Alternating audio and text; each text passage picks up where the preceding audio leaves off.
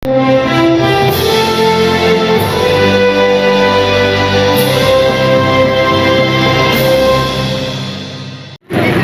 नाज़रीन, सकाफ़त के ॾियारे ते आल मलक सिंध वेलफेयर एसोसिएशन पारां रैली जो इनकाद किया है। यह रैली अयूब गोड का हींअर गड़ा प्रेस क्लब ते पहुती है। रैली में शामिल अॻवान सां ॻाल्हि ॿोल कंदासीं त हिननि जो छा चवणु आहे। पंहिंजी सकाफ़त ते फ़ख़ुरु आहे, असांखे नाज़ आहे। असां हीअ सदियुनि खां असांजी अजरक टोपी डे असां मल्हाईंदा था अचूं ऐं असांखे पंहिंजी सकाफ़त ते नाज़ आहे ऐं इंशाअल्लाह हिन खे असां डे खे कल्चर डे खे असां ईद जे ॾींहुं वांगुरु मल्हाईंदा था अचूं, इंशाअल्लाह मल्हाईंदा रहंदासीं। इन ॾींहं ते सिंधी क़ौम खे छा मैसेज ॾींदो? सिंधी क़ौम खे इहो मैसेज आहे त तरक़ी करण जे लाइ पंहिंजा ॿार पढ़ायो, ख़ासि करे पंहिंजूं नियाणियूं पढ़ायो त तालीम सां ई तरक़ी हासिलु थींदी ऐं पंहिंजा हथियार सटे पंहिंजे कलम खे अपनायो। सिंध जी सकाफ़त 40 साल सदियुनि खां पुराणी सिंध हलंदी अचे। सिंध टोपी अजरक ऐं पटको असांजो शान आहे, असांजो मान आहे। असां हिन ते सेलिब्रेट कयूं था, ख़ुशि था थियूं त असांजी सिंध जी सकाफ़त आहे। असां हिन में सॼे पूरे पाकिस्तान, पूरे सिंध, पंजाब सभिनी खे ख़ुशियुनि जो ही मल्हायूं था त असांजो सकाफ़ती ॾियारो आहे। न हिते सिर्फ़ु सिंधी जेके रहनि था उहे ई सकाफ़त था मल्हाइनि या ॿिया बि क़ौम जेके रहनि था उहे बि सकाफ़त मल्हाइनि, इन बारे में था? पठान, सिंधी, पंजाबी, टोटल जेके बि क़ौमियूं असांजे पाकिस्तान सिंध में रहनि था, टोटल असांजी सकाफ़त मल्हाइनि था। ॾाढी असांखे ख़ुशी महसूसु थी आहे। असां ईद खां सम्झो त वॾो ॾींहुं नज़र अचे पियो। असांखे ॾाढो मज़ो अचे पियो। कश्मीर खां कराची ताईं जेके बि सिंधी ॿाहिरि, उर्दू ॿाहिरि, पंजाबी, पठान जेके बि मुख़्तलिफ़ क़ौमूं रहनि थियूं, असां उन्हनि खे बि पैगाम था ॾियूं त सिंध धरती ते रहो था, सिंधी टोपी अजरक पायो त ॾाढो मज़ो अची वेंदो। छो जो करे असांजी पुराणी तहज़ीब आहे, सदियुनि खां असांजी तहज़ीब आहे, छो जो कल्चर आहे असांजो। अगरि सिंध धरती ते रहो पिया त पठान, पंजाबी, महाजर सभिनी खे असां पैगाम था ॾियूं त सिंधी टोपी अजरक मल्हायो। सिंधी टोपी अजरक ज़िंदाबाद, जी सिंध।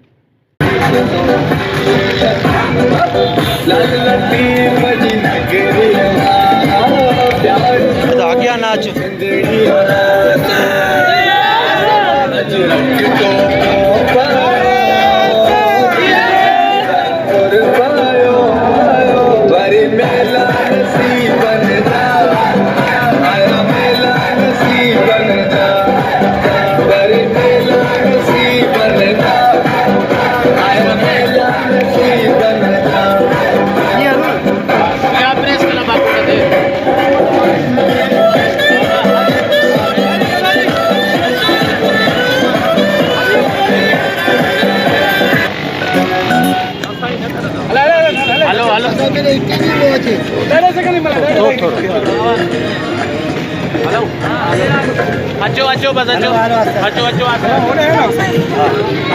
सही सभ खां पहिरियों त अॼु जेका 6 दिसंबर जो ॾींहुं आहे असांजे लाइ ख़ुशियुनि जो ॾींहुं आहे।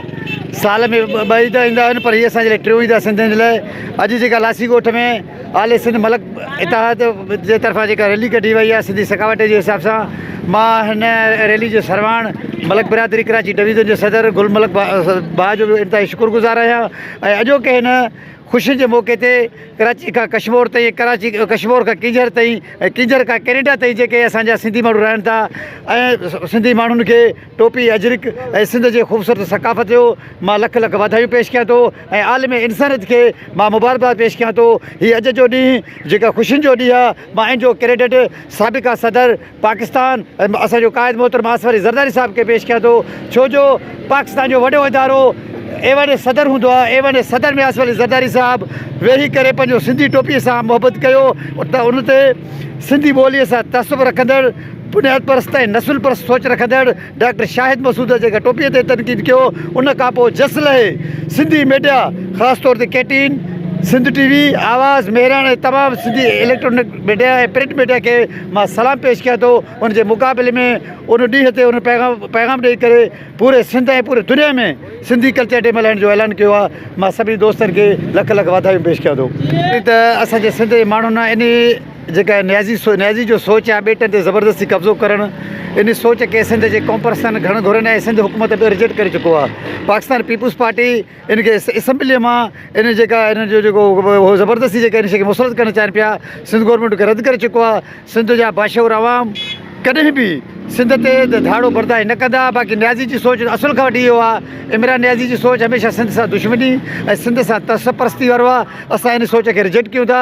इनशाअल्लाह इमरान न्याज़ी बेटनि ते कब्ज़ो त छा, पर हिकिड़ो इंच लॻाइणो, हिकिड़ो सिराइणो बि उनखे कोन ॾींदासीं। सिंधी क़ौम जे लाइ ऐं सिंध जे लाइ असांजो इहो ई मैसेज आहे त सिंध जी जेका सकाफ़त आहे उहा हज़ारो साल पुराणी तहज़ीब तमदन ऐं सकाफ़त जा असीं सिंधी वारिस आहियूं।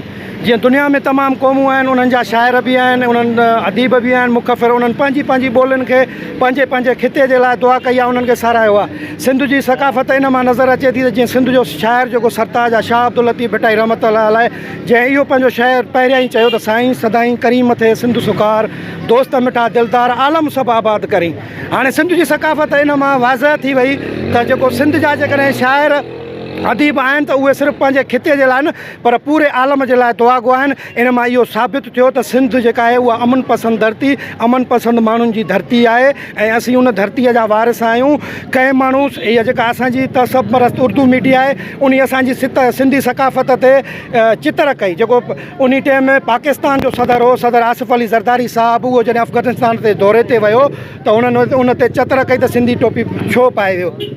बहरहाल इहो सुठो थियो, हुन असांजी टोपीअ ते तनक़ीद कई। असांजा नौजवान, असांजा सिंध जा माण्हू, असांजा बुज़ुर्ग, असांजा जेके नौजवान आहिनि सभई रोडनि ते निकिता ऐं उन्हनि खे इहा ख़बर पई त असांजी सिंध जी सकाफ़त, असांजी केतिरी अज़ीम सकाफ़त ऐं हज़ारों साल तारीख़ रखंदड़ सकाफ़त आहे ऐं असांखे पंहिंजी सकाफ़त ते नाज़ आहे। असीं पंहिंजी सकाफ़त जे लाइ जान बि ॾेई सघूं था, पर उन जे मथां को बि हरबो बर्दाश्त नथा कयूं। ईअं ई असां सभिनी दुनिया जी रहंदड़ तमामु क़ौमुनि जी सकाफ़त, पाकिस्तान में रहंदड़ जेके बि क़ौमूं आहिनि उन्हनि जी सकाफ़त जी असीं इज़त ऐं एतिराम था कयूं। ईअं ई असांजी सकाफ़त जो इज़त ऐं एतिराम कयो वञे, छो जो असांजी सकाफ़त हीअ सिंध जी सकाफ़त हिकिड़ा अज़ीम सकाफ़त आहे जंहिंजे सकाफ़त मां ई तव्हांखे अमन, भाईचारो ऐं मोहबत जो पैगाम मिलंदो।